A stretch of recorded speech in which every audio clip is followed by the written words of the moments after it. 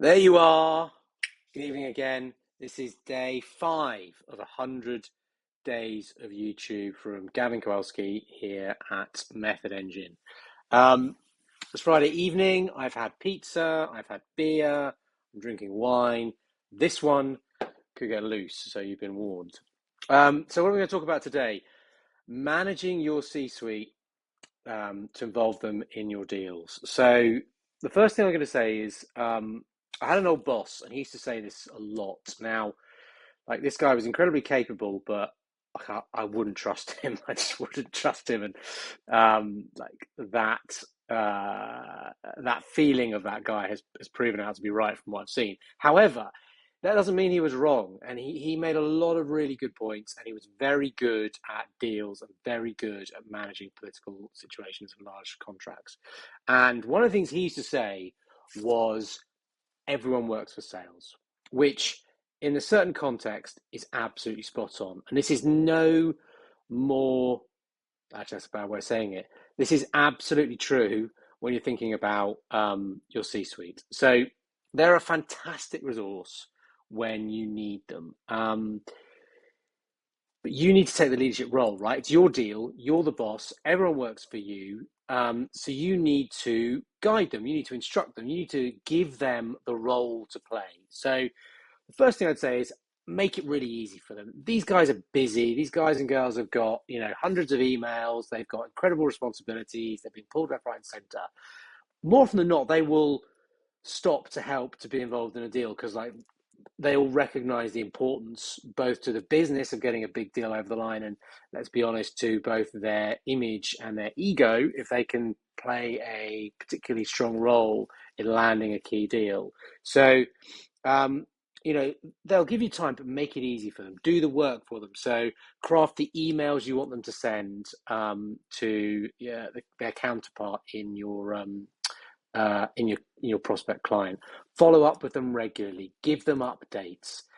Keep them in the loop on your progress with the deal so that they are never blindsided, so that they know if they've done something, if they've been involved, that's led to something positive, or if there's an action that they need to take to follow up on. Don't just assume that, hey, my CTO met with their CIO and they're going to be great mates, and I can just stand back and let it happen.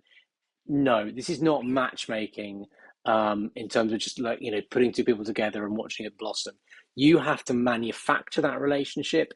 You have to support the building of that relationship. You have to give your C-suite your C-suite kind of individual guidance and support, from your intellect about the account, and also your experience as a salesperson. They're not salespeople. They might think they are. They might think, oh, I'm a great salesperson. I love talking about our product. But you'll know what they need to do. So make sure you're giving them that. So they're an asset to be used. So don't hesitate to use them. And the kind of things that I used to do that would work really well is I would, first of all, I wouldn't wait for permission. I would just, go to a client, C-level or VP, and say, "Hey, my CTO, she's asked if she can get some time with you. What's your availability like in July?" And I don't know, 5, 6 times out of 10, you'll get a short message back saying, "Fine, this person runs my diary, liaise with them." Great. Then you go to your CTO and you say, "Hey, great news. The VP of whatever, hot prospects, number one, has asked if they can get some time with you. So-and-so manages their diary. Can I put them in touch with your PA or whoever manages your diary? Or can you get your diary out right now and we'll kind of schedule some time? We'll give them some windows." So you be assumptive, do a bit of the matchmaking, help get it in place. But think really carefully about what you want them to do, right? So are you using them to add credibility to yourself as an individual, to sort of elevate that level of conversation? So they're talking at, a more strategic level, business metrics, business goals, trends, and so on. Are you using them to elevate the kind of level of conversation? Are you using them to reassure your client about your product, particularly if you're engaging someone like the CTO or the CEO or the founder?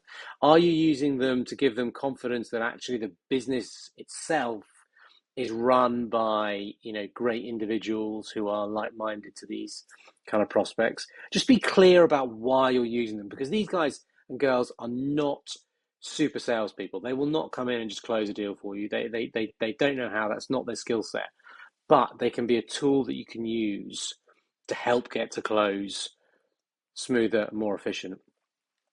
And then the best thing is, if you get one of these people involved in your deals and then you've got a sticking point, you can't get finance to sign off something, you can't get product to move on something, you have a ready-made internal champion in your business you can go to and say, really struggling to get this thing done internally. Can you help me? Or, so-and-so is saying that we normally don't do it this way. Are you able to support?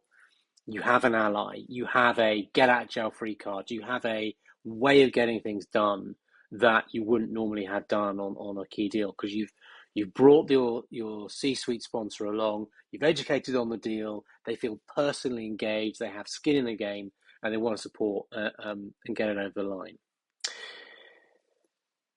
So don't be scared. Engage your C-suites. Be assumptive. Be direct. Realize that you are going to have to do the heavy lifting, and they are basically a show pony that you bring in for key events, key engagements, and so on. But you're going to have to write their emails for them. You're going to have to help manage their diary. You're going to have to give them really clear direction on what you want them to do. But when used right, they're an absolutely fantastic way of shoring up your position in a deal. So, with that being said, it's Friday. I will. Hey, look, it's 100 days of YouTube. I'm going to be on tomorrow for day 6. But for now, cheers, everyone. Hope you have a good evening.